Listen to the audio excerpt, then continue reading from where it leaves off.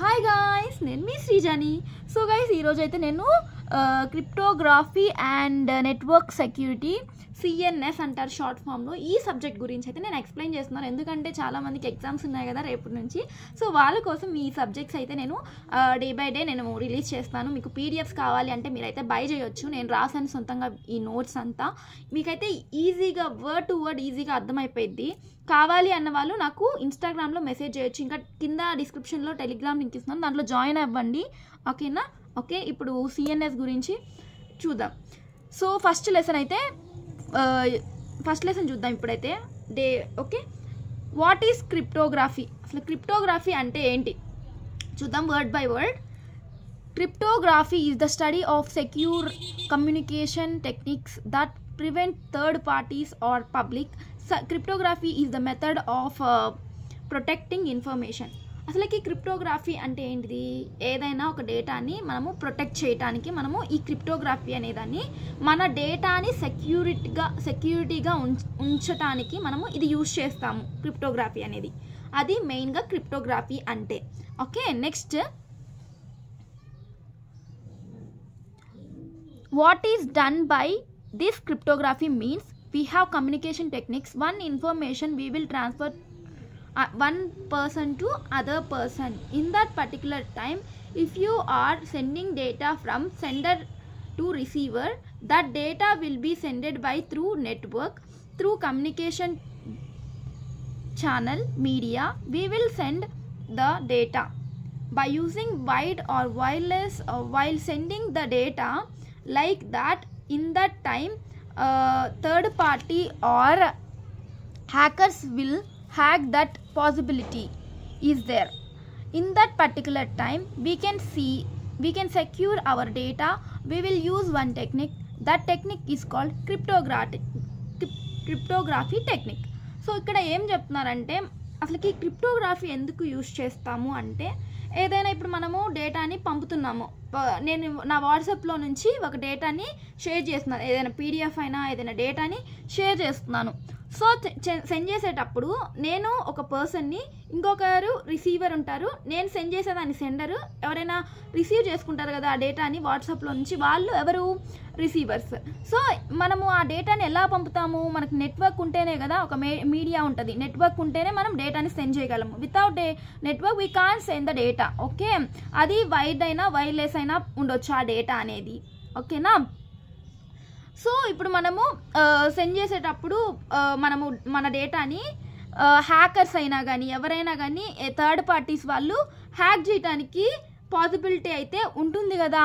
ఆ పర్టికులర్ టైంలో మనము సెక్యూర్గా ఉంచడానికి మన డేటాని మనం ఒక టెక్నిక్ యూజ్ చేస్తున్నాము. అదేదో టెక్నిక్ కాదు, క్రిప్టోగ్రఫీ టెక్నిక్. ఓకేనా? Next, how the cryptography protect our data means cryptography is a technique that makes convert the information into unreadable format.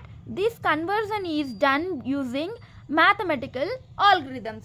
So ఇప్పుడు అసలుకి క్రిప్టోగ్రఫీ అనేది అసలుకి మన డేటాని ఎలా ప్రొటెక్ట్ చేసిద్ది అంటే, ఈ క్రిప్టోగ్రాఫిక్ టెక్నిక్ యూజ్ చేసి, ఫర్ ఎగ్జాంపుల్ నేను I am doing this work అని నేను పంపుతున్నాను ఎవరికైనా.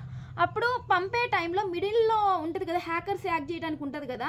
సో అప్పుడు నేను ఏం చేస్తున్నాను, మన డివైస్లో అనేది ఐఎమ్ డూయింగ్ మై వర్క్, అది ఏదైనా ఫార్మాట్లో అర్థం కాని ఫార్మాట్లో అది కన్వర్ట్ అయ్యి డేటా వాళ్ళకి రిసీవ్ అయిన తర్వాత ఆ డేటా అనేది రీడబుల్ ఫార్మాట్లోకి మారిద్ది.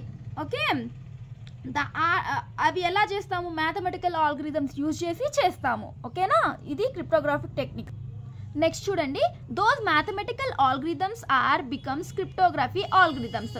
సో ఆ అన్రీడబుల్ ఫార్మాట్ నుంచి రీడబుల్ ఫార్మాట్కి, రీడబుల్ ఫార్మాట్ నుంచి అన్రీడబుల్ ఫార్మాట్ని ఏం యూజ్ చేస్తాము? Mathematical algorithms. అవేవో ఆల్గరిథమ్స్ కాదు, cryptographic algorithms. Cryptography is the process of encryption and decryption data. Encryption means converting the information to unreadable format. Decryption data means unreadable format is converted to readable format. So ఇక్కడ అసలుకి encryption ఇంకా decryption జరుగుతుంది ఈ cryptography ఆల్గరిథమ్స్లో అయినా cryptography టెక్నిక్లో అయినా. Encryption అంటే ఏంటిది, నేను డేటాని పంపించేటప్పుడు నేను ఇందాక ఎగ్జాంపుల్ చెప్పాను కదా, నా డేటాని నేను రాసేటప్పుడు రీడబుల్ ఫార్మాట్లో ఉంటుంది. శ్రీజ అని నేను సెండ్ చేస్తున్నాను, ఆ శ్రీజ అనేది రీడబుల్ ఫార్మాట్లో నుంచి అన్రీడబుల్ ఫార్మాట్లోకి పంపుతాం మనం డేటాని రిసీవర్కి. అది ఎలా మిడిల్లో జరిగిద్ది, అది మనం చెయ్యము. ఓకే, డీక్రిప్షన్ ఎలా జరిగిద్ది, డీక్రిప్షన్ అంటే అన్రీడబుల్ ఫార్మాట్, అంటే రిసీవర్ అనేవాడు రీడబుల్ ఫార్మాట్లోకి ఎలా తెచ్చుకుంటాడంటే అన్రీడబుల్ నుంచి రీడబుల్లోకి తెచ్చుకుంటారు, అదే డీక్రిప్షన్. ఓకేనా. Next, sender will encrypted and send to receiver and then receiver will decrypt the data and after decrypt the original message will be seen. So ఎప్పుడైతే sender encrypted నుంచి అంటే నార్మల్గా రాస్తాడు, కాకపోతే అది ఎన్క్రిప్ట్ అయిపోయింది.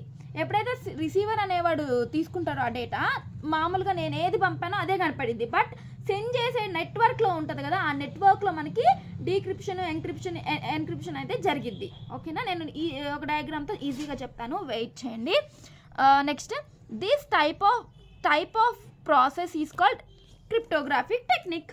Okay, hackers cannot read the encrypted data. Okay, ఒకసారి ఈ డయాగ్రామ్ చూడండి. ప్లెయిన్ టెక్స్ట్ ఉంది, ఎన్క్రిప్షన్ జరిగింది అంటే అన్రీడబుల్ ఫార్మాట్. ఎప్పుడైతే సెండర్ సెండ్ చేస్తున్నాడో అది ఎన్క్రిప్షన్లోకి మారింది. తర్వాత ఎప్పుడైతే ప్లెయిన్ టెక్స్ట్లోకి ఎప్పుడు మారిద్దంటే ఎప్పుడైతే సెండర్ అండ్ రిసీవర్కి రిసీవ్ అయిద్దో అప్పుడు మిడిల్లోనేమో సైఫర్ అంటే ఏంటిది, అది అర్థం అవ్వని భాష. ఓకే, అర్థమైన ఫార్మాట్ అర్థం అవ్వకుండా ఉంటుంది చూసే హ్యాకర్స్కి.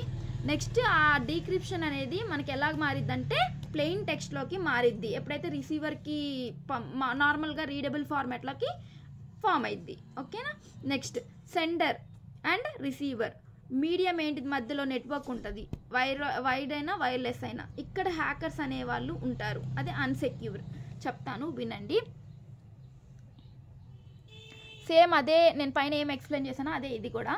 First, sender to receiver by using wired or wireless, the data will be transferred in the middle. We have network. By using network we are sending the data. While sending the data, hackers will take data that is possible in that particular time. We want safety. By using cryptography we can protect our data.